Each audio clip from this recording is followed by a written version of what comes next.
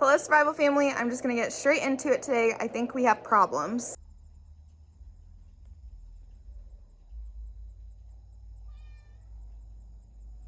So as you all know, the Olympics start in Beijing today. They go through Sunday. And this is concerning to me on several factors, but the main one is a few months ago, I let you guys know that there is a new virus in China that they're basically saying is no big deal. Is it no big deal? I don't know. But what I do know is the entire world is taking their best athletes and are going over there with this virus running around. Let's hope China's being honest and it isn't any big deal, but honestly, I trust China as far as I can throw them.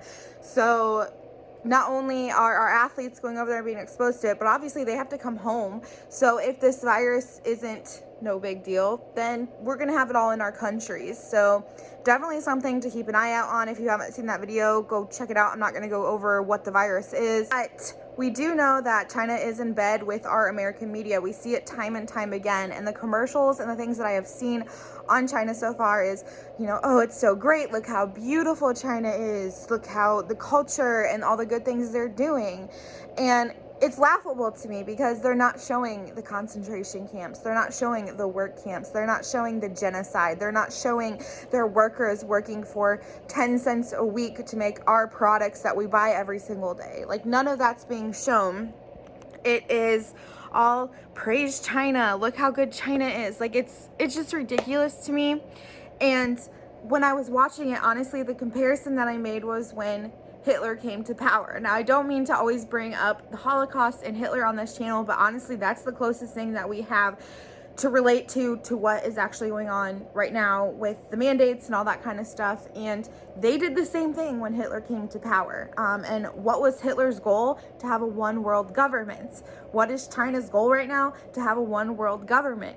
So I think that's something to keep an eye on, that our media is portraying China as this great country and, you know, we should be more like them, and look at all this good stuff they're doing. Look at this, you know, currency that they're doing, digital currency, like all this kind of stuff. I don't know. I just saw a really big comparison between the two, and I think that's something to keep an eye out on, because I think that they are going to be trouble. Another thing we're not hearing from the media is what China's doing in Taiwan.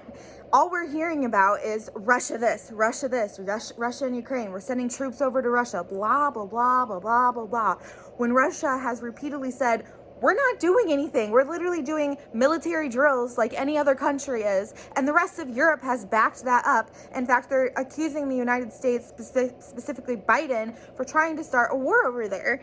And yet, here is China with Taiwan, who has said we are going to invade them, saying they don't have rights, they're not their own country, all this other stuff where there's proof that there's actually going to be an invasion there, and yet our media isn't saying one word about it. And then I saw this article come out this morning. Russia and China called in a joint statement on Friday for NATO to halt its expansion, while Moscow said it's fully supported Beijing's stance on Taiwan and opposed Taiwanese independence in any form. The joint statement included harsh criticism of the United States, was issued during Russian President Vladimir Putin's visit to China for the Winter Olympics. Again, I don't think the Olympics are just the Olympics this year. I think there's something more going on behind the scenes.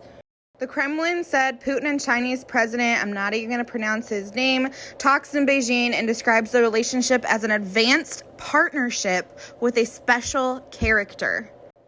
Putin also unveiled a major new gas deal with China, a further sign of deepening of the relationship. If you didn't know, Putin is threatening to withhold gas from the rest of Europe right now. They are the biggest gas contributor, and instead of making a deal with their European neighbors, of course, Putin is jumping in bed with China.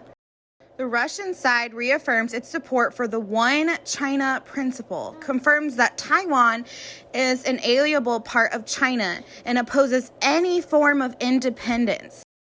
They said they oppose further enlargement of U.S.-led NATO and called an alliance to abandon the idealized Cold War approaches.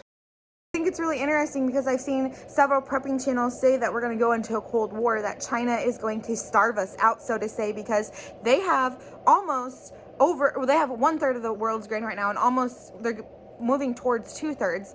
A year ago, China told their people to stockpile food. Why? Because they see the upcoming crisis. So it's just interesting to me that they're saying that they don't want to go into a Cold War, because ultimately that's really what it is to starve us of resources. So if that's not their plan, what is? Really, really interesting. And I feel like our government's saying, you know, watch Russia. Russia's the problem. When we have all these issues going on in China that they're refusing to talk about because our media is in bed with them. So I really think this is going to be a problem. I really think it's going to be something we need to watch and stop, like, just close our ears to the Russian stuff, because I don't think it's anything to be concerned with.